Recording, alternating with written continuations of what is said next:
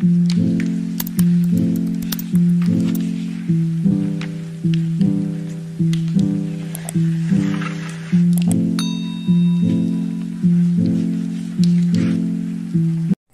araw mga ka-4-mom.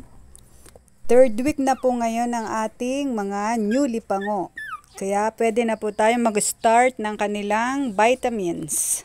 Nakakatuwa po at nag-i-start na silang mag-walk. Makikita na nga ang ganda ng kanilang mga kulay. At kitang-kita naman na mga healthy sila. Para maging mas healthy pa sila, start na natin silang bigyan ng vitamins. Sobrang kulit ng Mami Mushi nila. Sabi ko nga, dun muna siya sa labas at papainumin ko lang ng vitamins ang anak niya. As usual, siya pa rin ang nasunod. Kasi nagliligalig siya dun sa labas. At hinayaan ko nga muna siya sa loob. Habang nagpe-prepare ako ng vitamins. Kakatapos lang kasi ng milk time nila. Kaya nakabantay siya dun sa gilid. Nakakatuwa nga namang pagmasdan ang kanyang mga anak. Sobrang kukulit na nila. 3 puro lalaki at 1 babae nga po pala ang anak ni Mushi. Cream po ang kulay nung nag-iisang babae. At yan nga po, lumalapit na naman sila sa kanilang mami. Akala siguro nila magmi-milk na naman. Ito nga po pala ang vitamins na ipapainom natin sa kanila. Inom na ng vitamins. Bebe. Oh, inom na ng vitamins.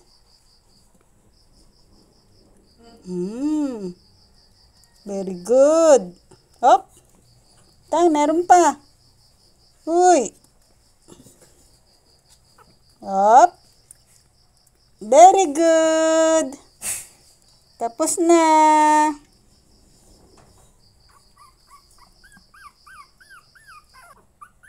Next, ikaw. Beautiful.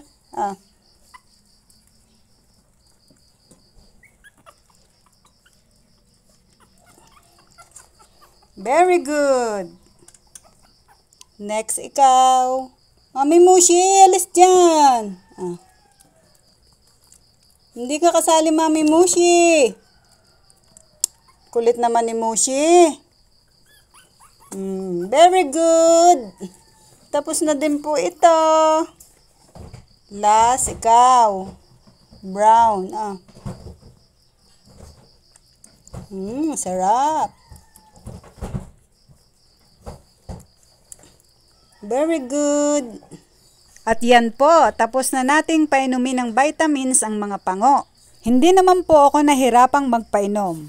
Masasanay din po sila dahil araw-araw na nating ibibigay sa kanila ang vitamins. Hanggang dito na lamang po. Maraming salamat po sa panonood.